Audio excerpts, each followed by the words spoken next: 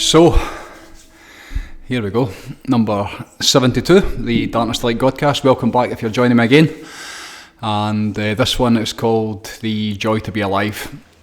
It's actually a recap of the last year.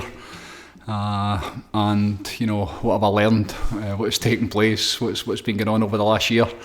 It's important to take stock and see where you're at and see how you're doing and see how it's going. Of course it is. And this time of year is as good a time as any, you know, to recap and you know, see what's what, and then, you know, obviously the plan with this whole thing, this whole system of intentional living is to, you know, how you then, you know, what you're going to do next, what have you learned, which the mistakes that you've made, and, you know, the expansion that's taken place and all that kind of good stuff, and then how you're going to take it into the new year. It's a great time for, you know, making changes and you know, setting your intentions. That book that I just put out there, The Power of Intention by Wayne Dyer. I've learned a lot about intention this last wee bit and the power that's in it. So this is crazy to think, this is my 29th year of working on myself. It starts in January 1997 is when I was pulled out of the hole that I was in, and, you know, I started on this path of, you know, self-discovery, you know, self-awareness, responsibility, taking responsibility for my own life and starting to do things in a different way. And, you know, to think that this is my 29th year and I'm 54 now, you know, you start to, I'm definitely in a different phase of my life now, there's no question about it. This year has been a transition into that. I probably didn't realise it before because of one reason or another. But this last year has been a transition, and it's been really, really bumpy, if I'm honest. It's been a really, I suppose when you're going through it, you know, one or two things, you don't realise at the time what you're getting from it. That's a huge part of it. You know, you don't realise the gifts you've been given and the expansion that's taking place and the lessons that you're learning when you're right in the middle of it. When you're going through, especially if you're going through pain or suffering, or you're experiencing, you know, contrast or dis-ease, or, you know, in a place where you wouldn't ideally want to be if you had the choice.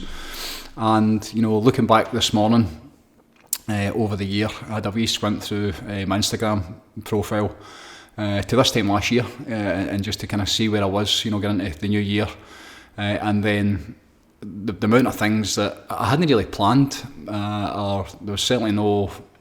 I don't really set goals ever. I'm very intentional in terms of where I'm heading, but in terms of like documenting your goals and having a plan together, I've never been able to do that.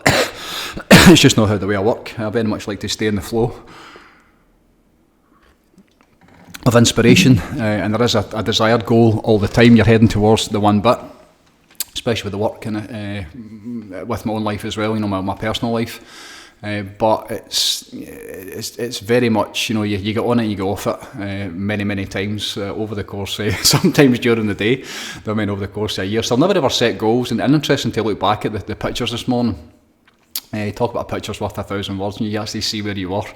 I love pictures, you know, I love my phone and the hard drives. I must have over 100,000 photographs. There's probably half a dozen of me. It's all my wife, my Waynes, and, you know, the people that run about me, mostly my family. And it's great to look back and see where you've been, and, you know, it takes you back and you get to remember the year. Great to, you know, to take it in as you're going through it, but I'll always take the photographs because when you look back you get to experience it again. And this time last year, probably 2025, started in Malaga with Michael and Fern. It might have been, was that be today? Was that be a year ago today? Could have been a year ago today. We walked through the airport, and Mick and Fern, who were, you know, travelling through Spain at the time, picked us up at the airport and had a big kind of Vortex, and it was just wonderful. It was a magical 4 or 5 days we had. And it was a time for definitely letting my hair down. On the back of 2024 was a challenging year, which every year seems to have been quite difficult. When I look back on it, I've had a lot of kind of, especially since the Vortex opened. Before that, you know, the leading up to that, when I was just really myself and on this on my own path and working out for myself, you know, that happened up until probably 2000, and Vortex opened 2016. So up to that point, it was really just me and getting it for myself. You know, there wasn't really, I was helping people, you know, by the people I was either working with or, you know, training with at the time, a lot of the kind of athletic stuff I was doing. A lot of people I met through my business, I would be getting asked for advice, you know, with things like mental health and the challenges that I'd been through, and before you know it, I was kind of helping people with it. Ever really that been my desire?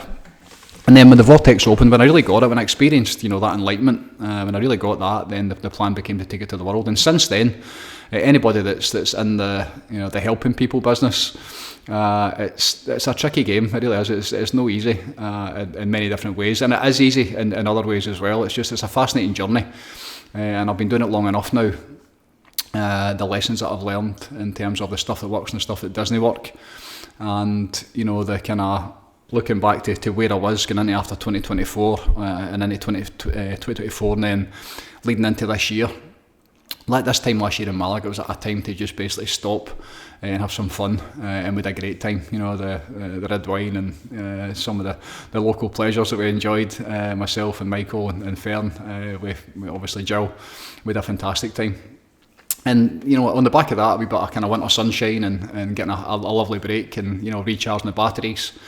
The pain and suffering really began as soon as I got back. I was straight back into it. My bag went missing on the way back for Spain, and there was a couple of things in it that I was really attached to.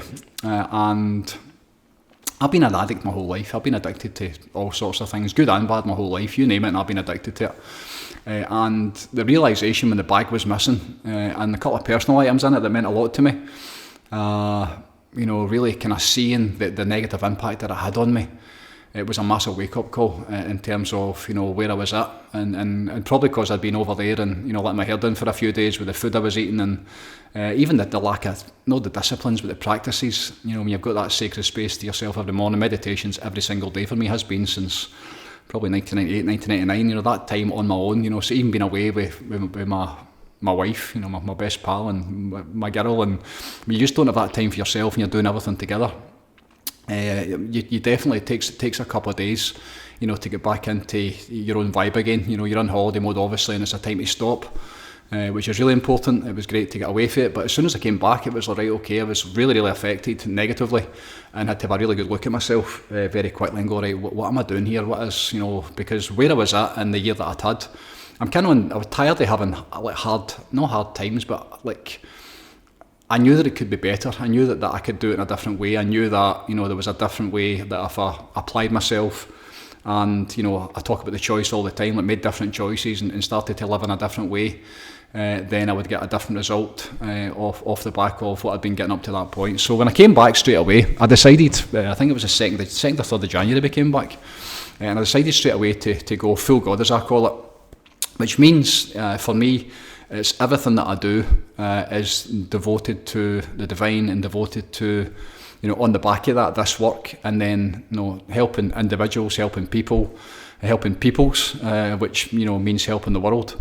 And whenever there's two ways that I do it. It's either for gym, which is still good, a lot of people still benefit from that. And then there's for God, where it's I go full in on it, and it's devotional. And that is something that I managed to maintain for 8 months, right up until probably the end of August and into September. I would call full God. I think I had 1 cup of tea, I think I had 1 half shot of coffee over those 8 months. And coffee's never been a big thing for me. Tea I would drink almost every day, black tea. But the really cleaning my diet up, really cleaning myself up, I took away anything negative that was affecting me, and it wasn't going to serve this purpose. 2024 was very much about getting the program out and getting the community going and massive expansion, doing this kind of stuff, doing the videos, doing the recordings, getting myself comfortable in terms of making it public, being proactive and trying to take it to the world. It was a huge expansion, and that was kind of done. The programme was done, the recordings were made, and it was still being added to, but it just kind of felt like it was kind of done and dusted. Michael and Fern were travelling, so they were on a kind of different page, and I was kind of still here. It was a massive learning curve for all of us within this work, within the Vortex, and within our kind of the inner circle and the people that are working on this business with me, try to take it to the world. So the 8 months, the 8 month period, and what I got from it, again, it's as I just mentioned at the beginning, it's difficult to know or to see what you're getting as you're going through it. And the way that I ramped it up and the time that I put into this work and the time that I put into myself, that the programme then in the community, because the year previous with the Scottish tour and all that, it was all about getting people run about it and trying to give people these gifts, trying to offer them a different way of living and being that fixes everything that it touches. That's why I do it, is because I know what it does. This last year, there's been so many miraculous experiences that not just I've had, but so many people run about this, the ones that are close to it. We see miracles, and miracle. My definition for that is, people think that God's going to come in and do something for you. That would be a miracle, and that's not really the way that I would understand a miracle. Miraculous to me is to experience the divine that you carry inside of you.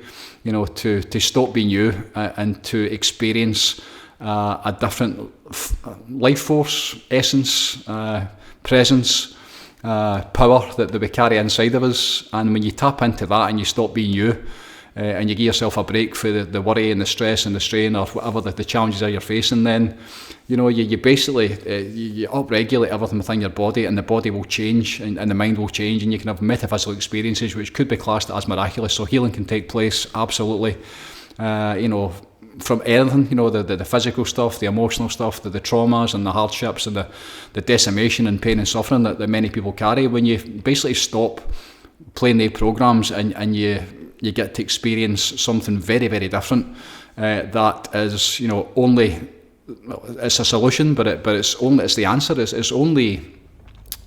like the difference between, the darkness and the light. You experience the light and the darkness disappears. So to become the light, to experience the miraculous, that's been something that, many, many times over the course of this year. And for those 8 months, the shift changed from trying to give it to people of the previous year and try to get people in about the programme, even just to make it work financially, because of the costs that were being, every single month, the costs involved in doing all the stuff that it takes. The focus very much came away from that. It was right, it's done and dusted. I know that you can't sell this to anybody. It's never worked. I've never been able to tell somebody to do this, or no matter how bad they are, until somebody actually asks you and looks for, as always with advice, when do you give advice? When you fucking ask for it, not before that. As we all know, the minute you try to, even if you know this is the right way to do it, people believe that because of what they've been through. You see that all the time, online with people that are telling you how to do things.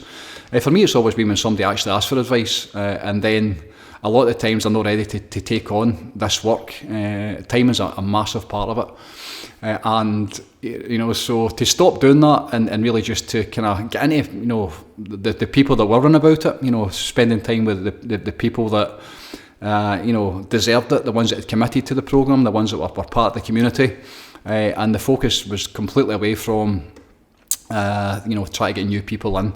And for a long period of time, probably 3 or 4 months, maybe even longer, maybe 6 months, the programme was actually off. You couldn't actually access it. It was just a community, and we're working stuff out. Michael was developing the app.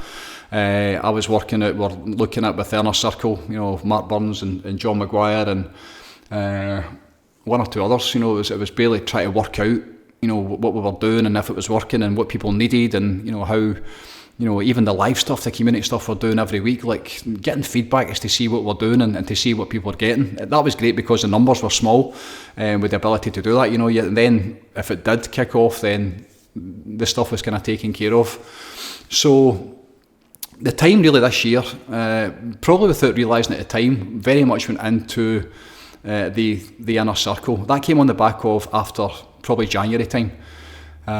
We did the experience live previously. 2024 I've been doing the experience live online, so I was doing live meditations every week at one point, and sometimes with over 100 people on it. Fantastic. So the intention was to then invite people to experience it live in real time. So 3 days I did down at New Lanark last January, 3 consecutive weekends I think it was, and again with fantastic numbers, close to 100 a couple of times, and brilliant, free gift from me to them to come in and get on about this work and see what it was we were doing. The intention was to help people. The intention wasn't to get people in and try and snare them into the programme. That's the way that most people do it, isn't it? You get a free gift, and then before you know it, you're getting battered with a sales and marketing pitch at the end of it. And that wasn't the intention. The intention was just to offer people a gift, getting into the new year, people that are going to be suffering and struggling. and gave them something they could find their own answers and their own way forward. For many people that's obviously a challenge. So once we did that and get that kind of out the road, and again, fascinating for me to watch what people get from it. And then they never asked that what's the next step, what's the next part of this, how do I get on about it. There was a couple of people kind of stopped on about it, but again, that wasn't the intention. There was no intention to do that, but just fascinating to watch people like life-changing, miraculous experiences. Literally, that's what they're telling us. But then they go away and they don't ever come back, or they don't get on about it. Fascinating how that works for me. It really is. It's like something so... it's profound's the word, what it does and what it makes better, and then people just go away and they get back into their lives and back into just their normal way of living and being, and then that's it, it's done and dusted. So we did that, and that was kind of January time, but then the focus was very much about the community and the inner circle, and right out of the blue, the realisation that probably that time, February, March this year, when I started to be drawn very much towards, the kind of the meditation side of things and what was happening. We were experiencing it every Monday night in Boys Club, where there's normally between 3 and 5 people from the community, from the programme members, the ones that are on about this. And for me, they're the ones that are, they've been absolutely my priority this year. Why? Because they're living this life. You can give people the free experience. You can talk about it, and they can watch the testimonials, they can get on it, they can see all that kind of stuff. But the ones that actually commit to it, the ones that commit that £1 a day, which still makes me laugh, to think that if you can't invest £1 a day in yourself, then it's like, beat it, because you're not ready, or you're maybe the vibration, or the timing's everything, but the vibration of it's maybe moving too fast, or the changes that they perceive that are going to have to make, which is a truth, that there are absolutely changes that take place that never ever should feel hard.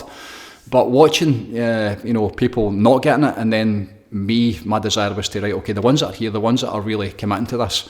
And Monday night is that's the kind of flagship, because I see many of the men within that group every single Monday night. It's kind of like a Friday night in, where very much meditation, breathwork, meditation, conversation based it's became over the last year. And there's a sauna and ice bath as well, which is, obviously all the benefits of that. But the focus has definitely been about, I would say the conversation's been at the biggest part, sharing where we're at and where they're at, and then them learning, not just from myself, but obviously within the group, people giving their feedback and watching them expand and grow as a group over the last year has been probably the greatest achievement, if you like, this year. It's been a fantastic year for the community in many ways. It's been fantastic in different ways, but the Boys Club is, because it's every single week, and because they've been running about this every single week, and their feedback loop, and there's more than one. There's quite a few within the group who are living this life now, and in a way that I've been living it for so many years now. But to watch other people get it, to watch other people become devotional and make meditation not just a daily practice, but sometimes multiple times a day. John McGuire talks about it. He was doing it 3-4 times a day at one point, sitting early in the morning on the way to work, on the way back from work, and then sitting at night time, and then at the same time, all the other stuff that was going on in the back of that, the amount of cleanses that we did, the medical medium cleanse, the cleanse to heal stuff, as a community, watching the expansion that was taking place within that. And then probably around about springtime this year, I'm keeping going to say last year, but this year, the experiences for me started to change in terms of what was happening and what was coming through in the meditations. The meditation, it's always been for me, always believed you can get it for yourself. Always believed, right from the very beginning. My intention was enlightenment. That was my plan back in 1998, 1999, when the Buddha says, when you hear the word enlightenment, nothing else will ever do. I decided I was going to become enlightened, and it took me 18 years every single day, never missed a day, twice a day, changed my diet, changed the input, read the books, watched what I could in terms of spiritual teachers, which there wasn't that many in the beginning. And then, get into a rhythm of it, where I got to a point where I believe I experienced the divinity that's inside me. That's what enlightenment is, it's that realisation, that you experience the divine, and then you become it. If you're blessed, you get to experience it by becoming it. the illusion of Jim as a physical human being and the ego dissolving and getting to, for a really short period of time, it's probably a couple of hours the first time, but for a really short period of time, getting to experience a wee glimpse. And I'm pretty sure there's levels above that, but getting to experience as much as I could in this lifetime in terms of, what the divine is and how to, how to know God, as Patanjali's book talks about, how to experience that divinity. Going direct to the source and going direct to God, again, that's a word that I try not to use. It's source energy, it's this infinite field of, possibilities. Source is the best word. That came through Abraham Hicks, going to the source of all creation, like the energy that creates worlds, that we come through and that we carry inside of us, to tap into that and go direct to the source. That's the way that I've always done it. And that is a way to do it. It only took me 18 years, hundreds of thousands of hours every single day to get it. But with this work, it's always about, how can you give people, stepping stones or a path, or, provide one of my teachers a long time ago says, called me a bridge builder. I build bridges by my own experience and basically helping people, get it for themselves. Not what I got, but to find their own way and to find it for themselves. There's so many different paths and different ways into this. And the Sajmark system, I've got the book here, one of the books, the Sajmark Companion, and you've heard me talking on here before about my master, who's known as Babaji. He was the second master of the system. The understanding and the realisations of the relationship that I had with him, that had started the year previous, and then, probably because of the feedback I was getting, when I wrote the book, my book, Darkness to Light, when I did the first couple of, when I really wrote that, I wrote it once and then lost it all and had to write it again. So when I wrote that the second time around, I was very much aware of, the impact that being on about that system and being on about him, which started in 2001. That book here that I've got is 2001 I got that book. So what's that, going back 24, 25 years, where I was driving up to Edinburgh. I was in this meditation, getting absolutely nothing from it, I thought. And then there's the way they do it within the system, you sit with a preceptor who's someone who's preordained by one of the masters of the system, and the divine transmission comes through the preceptor and goes into you. I had 3 sittings, which is a magic number apparently. I didn't know that at the time. And I've always felt that man, Babaji, who they believe was Patanjali in a previous life, and they believe he is the gatekeeper of the universe, or the protector of the universe. Over the last 4 or 5 years, I've been looking into him a lot and learning a lot from a really unlikely source, a YouTuber over in America who was back in India, going back 30 years ago, and spent time in the ashram and spent time with Chariji, who was the third master of the system. So he was like Babaji's, he succeeded Babaji. Babaji basically picked him to carry the mission forward. And after being away for it for a long time and then getting run about it probably 5 or 6 years and realising that they changed the name to Heartfulness, which I kind of struggled with. And then the current master of the system, a man called Daji, again, after watching this YouTube channel online and this man's in-depth knowledge and direct experience of the way that it was and the way that it now is, and then tapping into the current master of the system and just really realising that it just didn't feel right for me for whatever reason. And then over the course of the last year, understanding my relationship with Babaji, he's the main man, he's the daddy of it all. He's the reason as to why I've been on this spiritual path for the last probably 26, 27 years now. I've been doing this work, and for many parts of that and for long periods of time I didn't know that, even though I'd bought probably half a dozen books that I bought, and they've always been dotted about and I've always looked after them, and his picture is on 2 or 3 of them, so I've always kind of seen his face, and many times I would lift the book up and I'd sit in meditation with it, but there was always a knowing that he was there and he was kind of playing some sort of a role. This year that role was revealed in Technicolor, not just to me, because I wrote about it in the book, and the book is there's a couple of chapters to write, and the timing for that is probably going to be this year, Darkness to Light, and releasing that. But the timing of like when John Maguire was doing a wee bit of editing on it for me, and then John, we were having conversations, in-depth kind of spiritual conversations about what was happening and what was coming through, because the changes in the Monday night, it went from incredible to like almost unexplainable, the stuff that was coming through, and then I started to see stuff, feel stuff, know stuff, in terms of the role that he was playing within it. And at that point, the realisation that, I was, preceptor's maybe the wrong word. Again, I'm not within the system. I'm not trained within the system. But there's some things within this work, when you put them at a time that I put into this, you just know certain things, and you understand things in a certain way.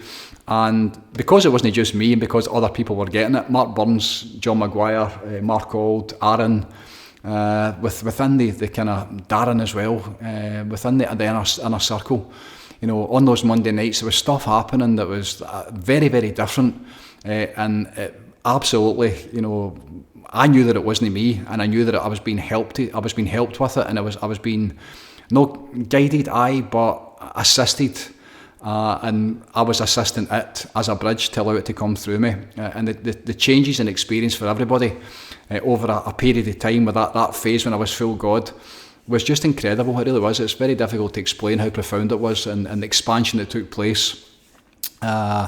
Just watching, people getting on about it, and knowing the power that's in it.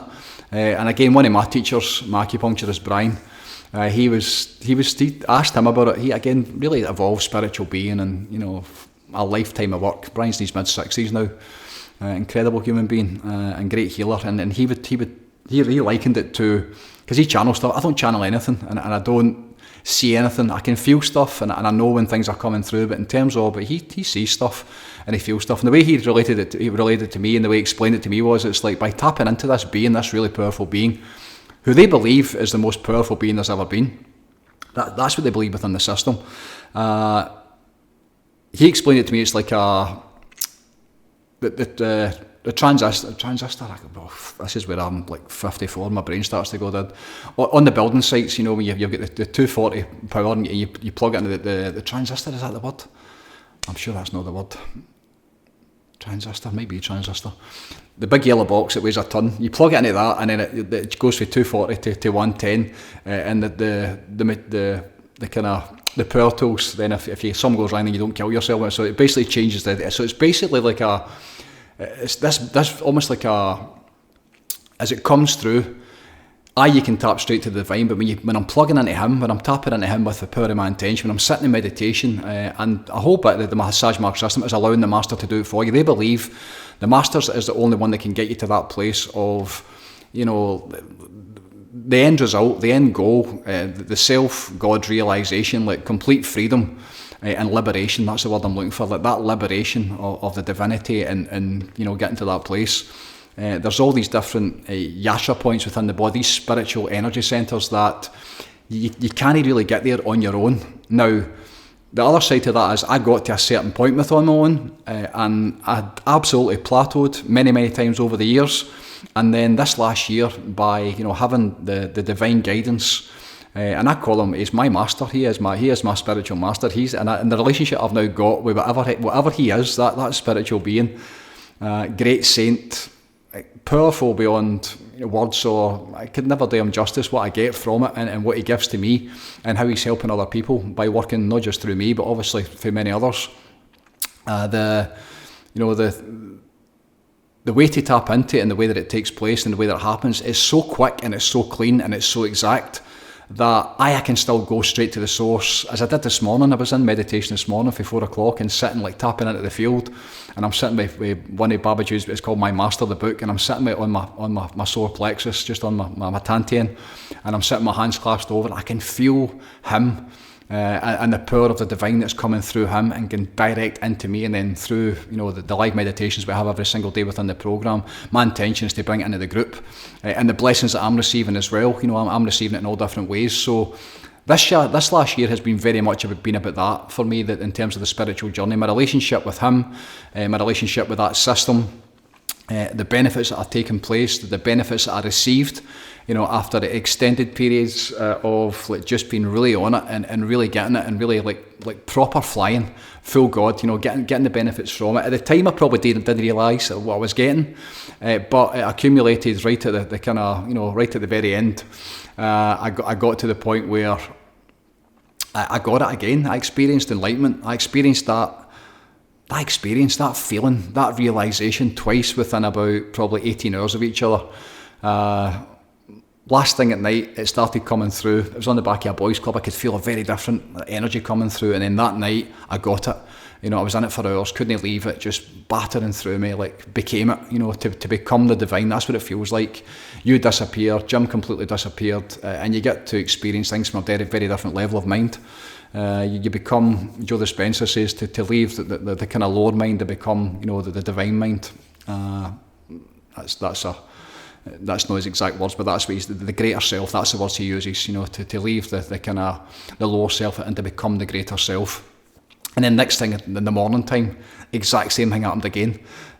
Straight into it, couldn't wait to get up out of my bed, sitting in meditation, and it hit me again, you know, just up, and I'm God, this is, and it never happened like before, never happened twice, like back to back inside such a short period of time. And it was fantastic, the whole leading up to it, you know, the period over summertime where, you know, people are obviously busy going on holiday and playing in the sunshine and all that kind of good stuff, which I did as well. I had a great year. You know, we were blessed with a lot of dry weather this year in Scotland, which was unusual.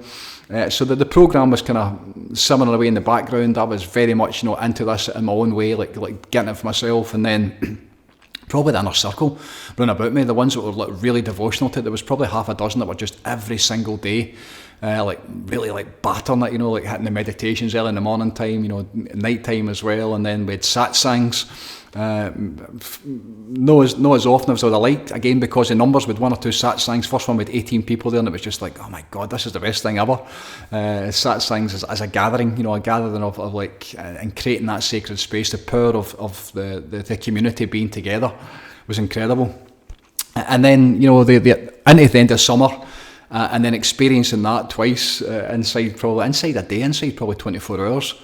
And then the very next day, you know, the wheels come off, a complete crash, and I experienced depression that I've never had in a long, long time. I was just down. I was hurt. I was broken. It felt like, you know, because after those 2 meditations, which were probably 45 hours all in, both of them, and really like feeling like, oh man, this is it.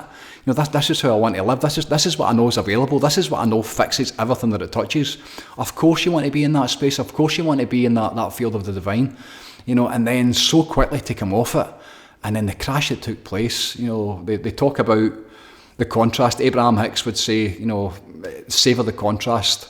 The pain and the suffering and the mental health challenges that I faced for a period after that. At the time I didn't know what was happening, and looking back now I do know. There's a thing within the Sajmar system called cleaning. So the meditation, tapping at the Divine Master and allow the Divine to come through him into you, and you know all the goodness that takes place with that. That's one part of it. There's another part of the system, but they talk about cleaning. And cleaning is getting rid of all the stuff, all the shit you're carrying, you know, your old impressions in your heart, impressions in your soul, the samskaras that you carry in this lifetime, you know, stuff that you've done in previous lives, or the eternal journey of the soul, you know, the things that you're carrying in this lifetime with this system. A huge part of it, maybe even the most significant part of it, I'm now realising, is to, you know, get rid of all the old stuff that you're carrying and transcend them and leave them behind in this lifetime. Meditation's great, you know, sitting, especially when you bliss out and you're in that, you know, you experience enlightenment. I wish that for everybody. That's the goal for this work, is for anybody who's interested and called to experience enlightenment, the direct experience of the divinity, the God that's inside every single one of us. That's inside human beings. I know that, and many people on about this work know it as well. But the cleaning part of it is such a huge part of it. And when I had that crash, that was what it was. I was cleaning, I was getting rid of old stuff, and I didn't know at the time. And it took me for 6. And then for the next probably 3 months, oh my God, the pain, the suffering, you know, the kind of the depression. It wasn't pretty. It wasn't, and I wasn't in a good place, and I didn't like it, and I didn't have the awareness at the time to realise what was happening. And I was obviously wishing that I'd been back in that place where everything was really great. Just that previous day, you know, where you get a really kind of big Gary Drummond, my mucker, says it's like a sugar lump and then a boot in the stones. You know, it's like you get the bliss, and then it's like back to reality. And that reality check was really, really important for me. This year has been fraught with so many challenges. I've spoken about it on here many times myself without being specific. I'm not going to be specific. Disease within my own body, different energy centres within my body that are absolutely The blockages are starting to release because I know I'm doing it in a different way. But from last January time, you know, the things that unfolded, that manifested in my physical body, I would never have seen. Just things I didn't even know existed. The things I've had to deal with this year. It's been a really challenging time. It's been a really personal and private time where I haven't shared it with anybody outside my wife and Brian, my acupuncturist, who's my doctor. Shared it with him. And around about that time, when the wheels come off, it was like, right, okay, what do I do here? How do I? And I actually asked for help. I asked for help from somebody very specific, and they couldn't give me it. And that was a hard one. That was a really sore one to take because I never ever asked for help. It's a thing I've always, like, self-reliance is what I teach with us. How do you get it for yourself? You know, nobody can give you your answers. You need to get to a point, and I probably got that from Wayne Dyer. You know, he talked about growing up in foster homes and learning, you know, how to be self-reliant. And, you know, getting everything you need from source energy, from God, you know, getting it in your meditations, getting it for your own expansion. You can learn the lessons that other people have done in the books, but you need to write your own book. You need to learn your own playbook as to how you navigate your way through this. That's what the program is. The program is teaching self-reliance. There's the basic tools and techniques that enable you to manage your nervous system and sleep properly and maybe clean up your diet and take away the stuff that's causing dis-ease within your life, whether it's physical, mental, emotional, spiritual, whatever that is. The program is to help you navigate so you can work out your own way of doing it. It's not my way of doing it. I do it a very specific way. But it's like, and we see that now within the program members, there's so many different ways that people do this. Some are in twice a day meditating, some are in 3 times a day, some are in once a week, and are absolutely, you know, they're doing, you know, what they need to be doing at this point in their life. So there's all different ways of doing it. And the realisation for me last probably September time was that I can't go external for the answers anymore. I can't do it. I need to get this for myself. You know, so I backed away from everybody. I basically went into my shell and, you know, made the decision that I was just going to kind of probably suffer in silence a wee bit for a period of time, out with the inner circle. God bless the group, especially, you know, John and Mark and the Boys for Boys Club, the boys that have run about it, the boys that have run about me and this work every single, the ones that are trying to help take this to the world, they were the ones that I'd open up to in terms of where I was at. And a big part of that is, in terms of, you know, getting through it, has been the support of the group. Last February time, my wee daughter was 21, and I was speaking at the time about self-love and loving yourself, you know, and having compassion for yourself. I learned that over the last year. Compassion for your own journey and the dunce that you've taken and the pain that I've been through. On anybody that knows my story, you know, the things that I've been through from some of the stuff early childhood, you know, into teenage years, and then all the kind of things that I went through in Ibiza, you know, with the near-death experience, and then the journey after that, you know, the spiritual journey after that has not been easy. That waking up is just the start of it, and then like the realisation of that you take, you know, full responsibility for every single thing that comes your way in this lifetime. That's a difficult path. Ignorance is absolutely bliss. I've been watching the darts a wee bit, and I come up with, and this morning meditation I was laughing. I was thinking about darts consciousness, and just watching them all dressed up as bananas and hot dogs, pished, you know, having the time of their lives. And it's like, fucking ignorance is absolutely bliss, because the awake and the aware life, you know, the awakened and the awareness is to, you know, what you are and who you are and what this life is all about, to see through the veil, to see the challenges in the world, you know, to see what they do to us. And then with the desire to try and make that better, that's a tricky road. It's a rocky road.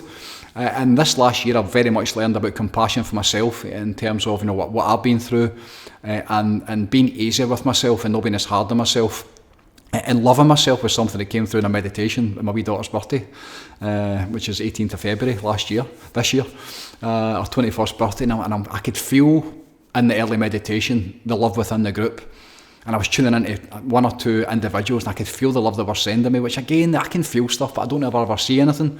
But the synchronicities of what was happening, when I came back for that wee break we had, and then conversations as to what was happening for them and what they were doing during it, the realisation of the importance of allowing the love back into myself, and you know, accepting it from others, which I've never needed. I had never needed. Wasn't even aware of that. It was always just a bit like, I was so self-assured within my own skin and the work that I was doing, and on this path of, you know, self-discovery, and then really getting it for myself and then helping people and watching what that did. So I didn't really need that from anybody else. And then the realisation that I did need it, and not just for them, but more importantly for myself, like really loving myself. That was a huge learning curve this year. And the crash, the pain, the suffering, the cleaning process, just talk about no man's land, just completely lost in every single thing that I was doing within the work and within, especially the community and the program. It's like, okay, like, number one, do I want to do this? Because it's taken so much out of me. I do believe, in fact, I know that a lot of the stuff that I'm dealing with is because of the work that I do. When you go in as an empath and you sit with people and they share with you childhood traumas, whether it's physical or sexual abuse, or you hear the stories of what people have been through, the traumas of PTSD and surviving suicides and or even suicide attempts on themselves. When you go through that with people and you're living it with them and you hear their story and you can feel the pain and the suffering and compassion for that human being, and then the intention to go in with them and to help them find relief, you absolutely take a bit of that on. I absolutely take a bit of that on. Whether that's the case for others, I don't know, but I absolutely have taken that on in the past, and I continue to do that. I do it in a very different way now, because if you do that, it will absolutely make you sick. There's no question about it. Many times over the years, somebody would come in and they would find relief. They would send me a message the next morning and go, I woke up during the night and it's gone, and I would be, I don't know, because I'd be sitting during the night like broken with it, and almost like literally reliving the experience with them and helping them shift it in some way. Wonderful and really blessed, but at the same time, it does have its, obviously, it has the other side to that you don't get it for free.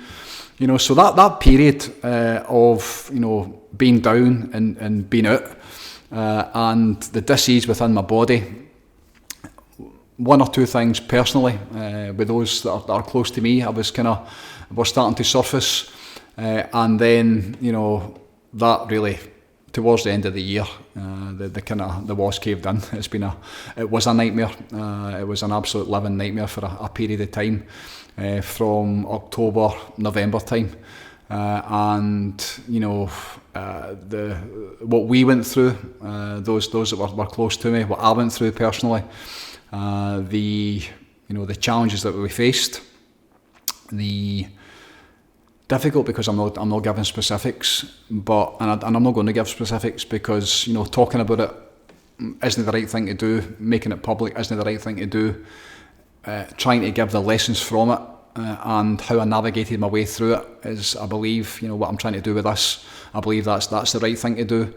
And when you get to a certain age and a certain stage and you start to age, then your own mortality definitely comes into it. That's been a thing this year I've been very aware of. I'm not afraid of dying. I died a long time ago. I should have been dead in that cell in Ibiza, what the police did to me, no question about it. But when I came back and I started doing this work, more than once I was given the opportunity to give up my life especially during energy work, right at the very beginning. I remember standing and being faced with the question of, like, do you wish to continue? And having the choice to basically end my life there and then, let my energy leave the body. And Hawkins talks about this. Hawkins had this experience in previous lifetimes. I've kind of worked this out myself with my own kind of layman's terms and my own experience of it. But Hawkins talks about it, how the ability to just let go of your life and stop. And I had that probably 22, 23 years ago. So I let it go. You talk about the death of the ego. And the only thing I had to do was to surrender and walk towards the light. The literal surrender to God, that's the only thing that got me through it. And it was the most harrowing, painful. The ego and the lower self does not want to die. That's all about self-preservation and keeping going. Of course it is. The ego would rather see you die. Hawkins talks about that as well. How self-preservation would sacrifice your life just to be right, and that's the truth. But the death of that, the fear of death, and that's never held in. It doesn't bother. But getting older and getting to this stage and experience the dis-ease within my body, and then watching, what's happened to, what's been going on with us, those run about me. Towards the end of the year, the pain and the suffering and, I've never cried this hard in my life. It was such a challenging period in so many different ways. Difficult to explain, and then being run about the system, the National Health Service, and watching that, and my own experience with that with my mum. The system killed my mum. It did. There's no question about it. She broke her hip, but the minute she went into the hospital, Wisha General, the very next day went in, she had E. coli and what was it? She had 2 superbugs. So they basically moved her to ICU straight away. So she was in intensive care for, I think it was 4 or 5 weeks. So she would never have walked again. There was no question she was going to walk again. And then, the the medication, she had Parkinson's, she had so many things wrong with her. Parkinson's, the food, the environment, the level of care that she received, that very different for me watching it as her son. A couple of times I was going to, one male nurse in particular, the way that he spoke to her, and my mum was an angel. My mum was just only goodness, pure light, very quiet, a real peaceful warrior. And this guy had her greeting a couple of times. And then watching some of the nurses and how they cared for her, and just watching that whole thing, that environment and how, it basically killed her. She died with COVID in the hospital. Before COVID broke, in the morning that she passed, went in and the nurse, the doctor, basically said, I've never seen anything like this. Her lungs just whited out. I saw her the night before and she was fine. And the next day she was in a coma because of this virus in her system. So the system itself killed my mum. And then been back round about it again this year, just before Christmas. And open heart, open mind, very much still knowing the best of places myself, especially, when I had to go in and offer support in a way that I never hadn't done since my mum had passed. And then a shift taking place massively within that period where I realised that I had to bring something different to it, that we had to bring something different to it, because that result that my mum got, that can't happen again. That wasn't happening again. So I was able to take full responsibility, and I was able to make the changes required. I talk about the choice all the time. God bless the choice. And from that period, and then going through maybe one of the most difficult times that I've faced since Ibiza, where my life was absolutely on the line, and then the mental health challenges on the back of that, which I've spoken about many times, was just it was a living hell.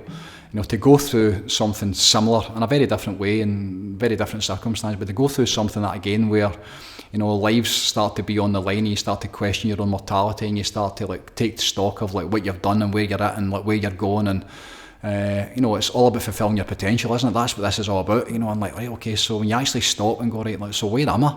What have I actually done here? And then going forward, we do get a second chance, how are we going to do it? That was the kind of the probably watershed moment where everything changed. And this is week 5 now of me taking full responsibility. Of taking the shifts. So for the end of summer, right up until probably the start of December, and then for the start of December, it was like, right, okay, I need to get this. I really need to fulfill my potential. There's work to be done here. There's so many things that I want to do with this work. There's so many things that I need to do to fulfill my potential. The book is one of them. That's the starter for 10. Finishing that book. Almost swore there. That journey's been going on since 2010, where I wrote it and then I lost it all on my computer.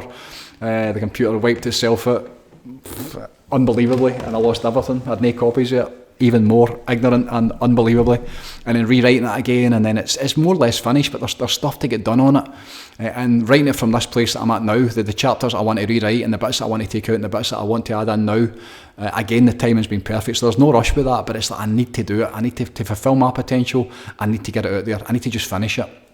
Programme's done. The programme that the community is done and dusted. Programme's incredible. For those that are called and ready, what a place. But to write the programme as well, again, I can't mind if I'm 18,000 words into that, so documenting that so it's a physical format, that's something that would be on the back of finishing the book and then putting them both out together. And there's loads of other things I want to write about as well. It's that's the next part of my expansion, is getting all that stuff finished. So 5 weeks ago, this is the start of week 5. What day is this? This is Tuesday. So it started on probably Friday. So I'm almost through week 5. I'm calling it a holistic cleanse, where, and I'm going to talk about this in the new year. I'm going to do it with the programme members. I'm going to be, because people have been asking, what is the holistic cleanse? Because over the years, I've done many cleanses. When you think of a cleanse, you think of food, diet, nutrition, taking away the stress and the strain, medical medium stuff, cleanse to heal. I've done that many times, and it's fantastic, and the food is such a huge part of this. The lessons that I've learned over the last 4 or 5 weeks, probably the last couple of months to be honest, but really specifically over the last 4 or 5 weeks, Joe Dispenza, for my Christmas through the Vortex, I have purchased 2 or 3 Joe Dispenza courses, online courses. Did it for the first time in 2016. It was a 90-day course that expired, so I did it every day for 90 days. But again, I watched him the other day and he was talking about he forgets it is so in-depth and there's so much information that he forgets, so he's got to go back and relearn it. And that's where I'm at with that. The new course that I bought, one of the courses is Online Progressive, which you get forever now, you don't ever lose it. So I've started on that other one called The Formula.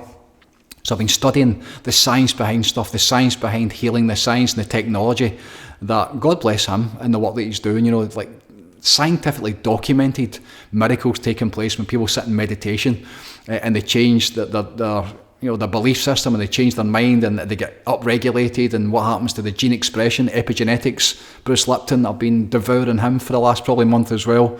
And the expansion that's taking place. My son the other day, which was one of the best compliments I've had for myself. I don't really never look for compliments. I don't really take them that well. And my son says, "You never stop expanding, Dad, do you?" And it was a really, really nice for him to see it as a young man. Watching him this year go from boy to becoming a man has been incredible. He's 25 this year coming. He's travelling the world just, and he's away surfing for the next month. God bless him, my boy. And he's only away a couple of days and I'm really missing him. I spoke to him just briefly before I came on here. He's in Istanbul, heading towards Sri Lanka to surf for a month. But to see him and who he's becoming, and watching the environment that he knows that he's in, and seeing the work that I'm doing every single day. When he leaves for work at 6:30, I'm up probably a couple of hours by that point in meditation and doing the work of myself. And the other day he said, "You never stop expanding, Dad, do you?" And like constant, never-ending expansion is something I learned from Tony Robbins. And for the last 29 years now, 28 years, 29th year going in, I've never ever stopped growing and expanding, like putting time into myself, and it never ever ends. And over the last month, the holistic cleanse that I'm doing, somebody messaged me online the other day, which I was a wee bit at a time. People message me and they just expect you to give the answers, like, "What are you doing? Where can I get this?" And many times, almost always, I will always respond to them. In fact, I always respond to them, and I try to like help them any way that I can. But there was an ignorance in this text in terms of, just gaze that what you're doing. And I was like, and this is where the community and the programme members they come before everybody now. Why? Because they're investing in themselves and they're dedicated and devotional to this work. Many of them, not everybody, but many of them are like really like run about it every single day. And it took me a day to respond back to them, and I wasn't going to respond, but I felt bad. So I did respond back, and the answer was like this, like 10%, because they think it's about food. What's the diet you're doing kind of thing? And I'm like, the diet's a wee bit of it. The holistic cleanse is the food's a wee tiny bit of it. But it's everything else that I've picked up over the last 20 years. That's what I'm doing now. That's what I've been doing for the last 4 weeks, 4.5 weeks, every single day. Tending to myself in ways that I haven't done since the Vortex opened. So the meditation, but the meditation's very different now. I've been back listening to Joe Dispenza again, my morning meditations. The live meditations are on every single day. The sacred space meditation within the programme community is always there. That's open 24/7 in the Zoom space. So this morning I was in at 5 to 4. I was joining with Michael. They're heading to Morocco today. I was joining with Michael for about an hour. I've been thinking of him for an hour before. The love that I've got for him and Fern, and the work that they're doing for this work, for the Vortex and the community, and the intention to take it to the world, the stuff, they're the reason that we're doing this. So tuning into him this morning, and just couldn't stop smiling. A couple of texts that he sent me yesterday, and just feeling where they're at and what they've become over the last couple of years, and tuning into him, and then like going into the sacred space. Once I opened it up, I was in first. Many times I'm not. Many times people are in at 2, 3, 4 in the morning. They're sitting in there when you go in, sitting in silence, or sitting listening to one of the many recordings that are on the programme. I always go in and play my own music, or I'll sit in silence and do the meditation. And as always, the divine's coming through me. I'm tapping into Babaji in the field of consciousness, tapping into God, and allow it to come through me and send it into the group. But I'm getting it for myself as well. In the last 4 weeks, I've been very much getting it for myself. And over this last couple of weeks, because of the Christmas holidays, I've backed away from everything. So there's been no social media. There's been no posts. The Vortex is closed. But I have been getting into that sacred space to get it for myself and to bring in what's coming through me into the group. And then when I looked up after about an hour, after like being with Michael for it must have been an hour, just sitting tuning into him and just like so many like good feelings and good memories and good vibrations. One of the things I've been thinking a lot about is constructive interference that Bruce Lipton talks about. How like good vibes. When you emit these signals, and how the vibes, when they come together, how the amplitude of the wave, how it builds, and that. And this is with the power of the community. This is why when we did these satsangs, the power of like they first 2 or 3 satsangs, 18, 20 people in the room, in the Vortex, Just, there's nothing like it, the power of the group, and when everybody knows what they're doing, and it's coming through, and we're all like, at one point, the whole room became like a vortex, like this just filled. I saw Avatar 3 the other night, and there was one part in it where there's this big swirl in the middle of the sea, and I was like, that's what that felt like. That's what that day, that sax thing felt like. And even at the yoga barn this year, we had the yoga barn for 6 months, the last 6 months, once a month. That's going to continue into January time. The dates will be released probably next week. But when there's half a dozen programme members there, within the community, when John's there and Mark's there, and some of the pillars, I call them the pillars of this community, the ones that are basically like, they're living it, they're devotional to it, and they're living it, and they're breathing it every single day, and what they bring to that. When you get it for yourself, you've got excess, and you get to add it in. You get to add it into the world. You get to bring this light into the world. And at the yoga barn this year, many times, every single time, the experiences that have taken place for the ones that are coming in for the first time, a lot of that's to do with what's coming through me and my intention, but the group as well. When we're all tuning in together, it's like expect the miraculous, expect the best, because you're going to get it. So holistic cleanse. The work that I've been doing, I am now, today, the joy to be alive, that's what this is called. This year has been so challenging in so many different ways. A lot of the times I was going through it, I didn't realise how hard it was. The last couple of months have been so difficult in so many different ways, but the choice, the ability to do something about it, the ability to, what am I bringing to this?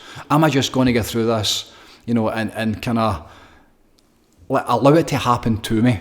Am I just going to make my way through it and just be like subject to, no matter what it is? I watched it with my mum, what the hospital did to my mum, what the medications, what the doctor's language, the ignorance of their language and the way that they spoke to her sometimes, what it did to her because she didn't know.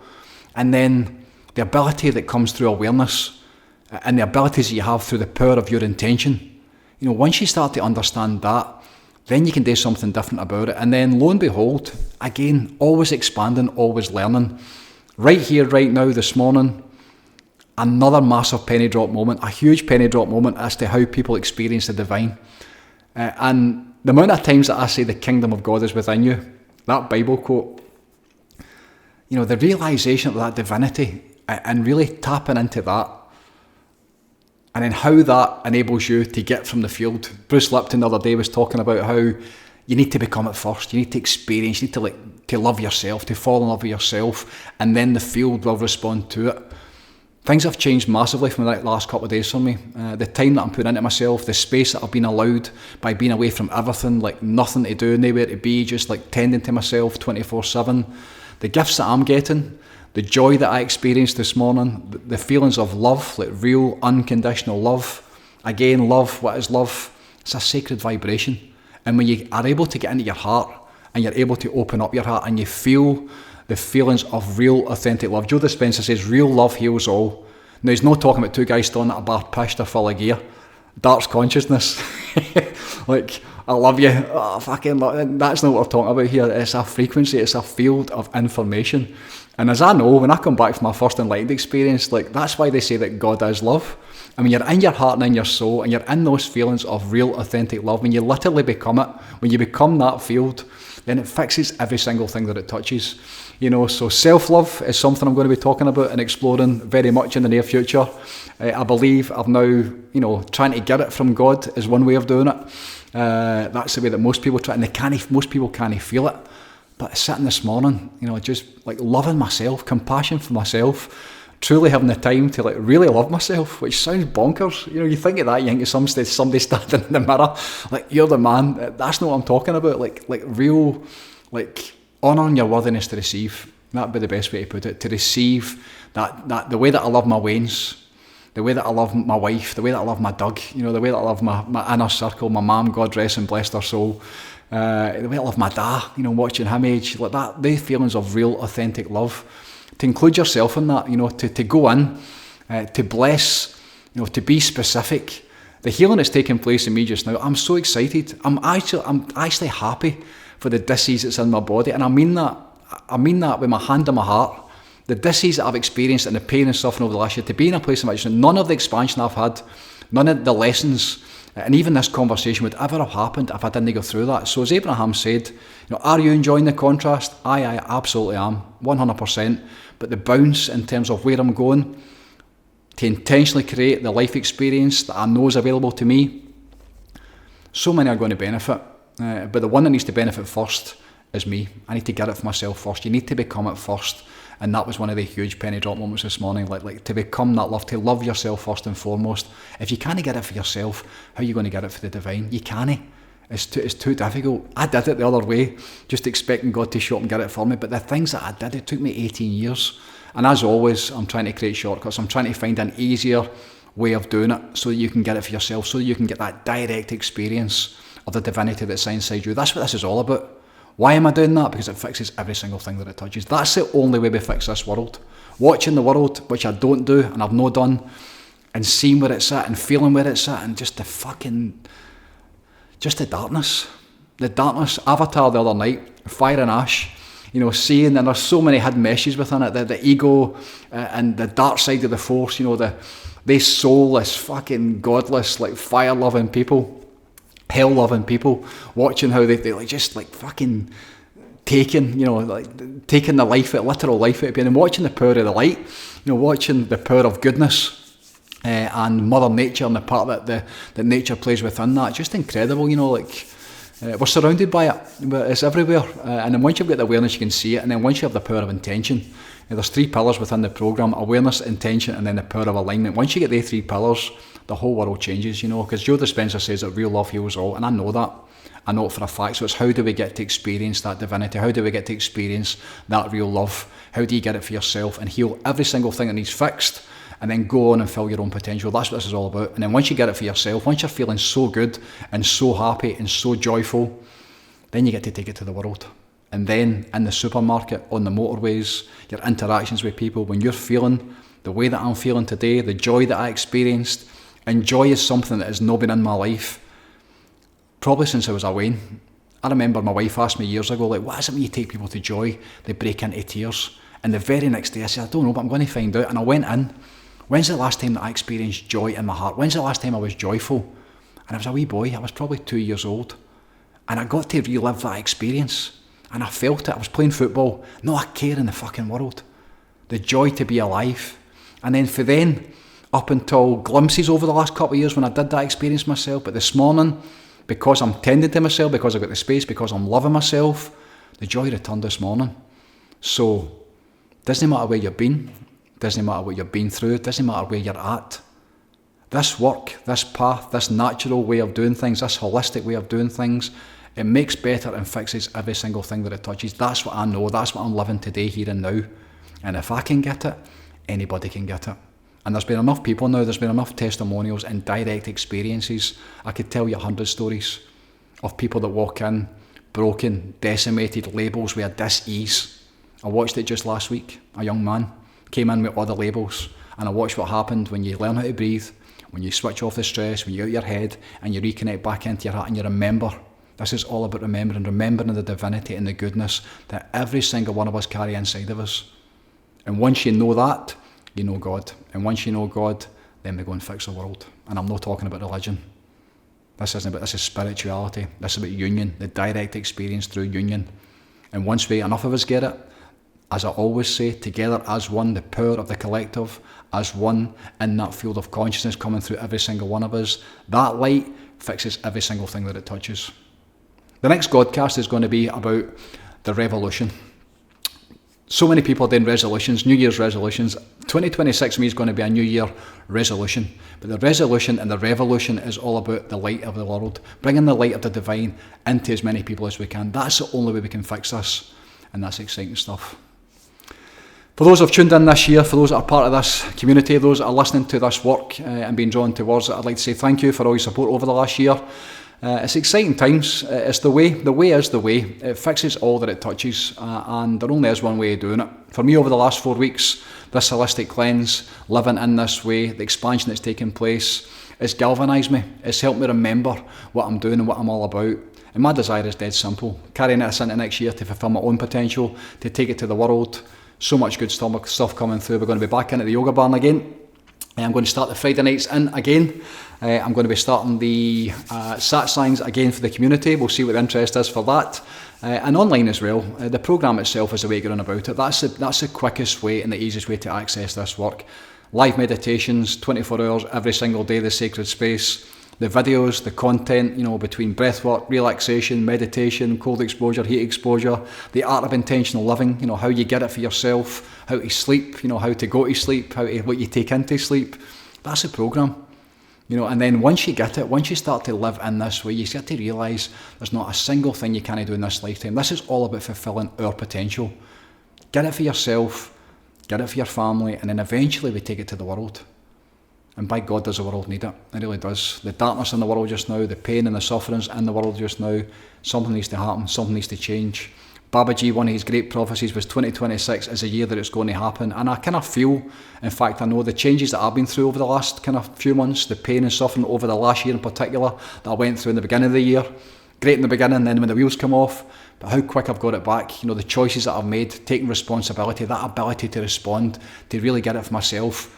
Now getting into 2026, I'm excited again. I'm looking forward to it. I'm ready to go again. I've got another week off, which is fantastic. I will do another Godcast, get into 2026, probably this time next week. I'm going to be talking about the New Year resolution, the New Year revolution of bringing the light into the world. And if you're called to it, come and play. It's only goodness. There's no drama, there's no noise. It's very, very different from anything that I see. The intention is to offer the bridge, the pathway, the stepping stones towards enlightenment. That's what we're doing here. To discover the true self, to remember the true self, to remember that power that you carry inside you, and then how you bring it into your life, how you bring it into your world, how we bring it into the world and make the world a better place. That's what it's all about.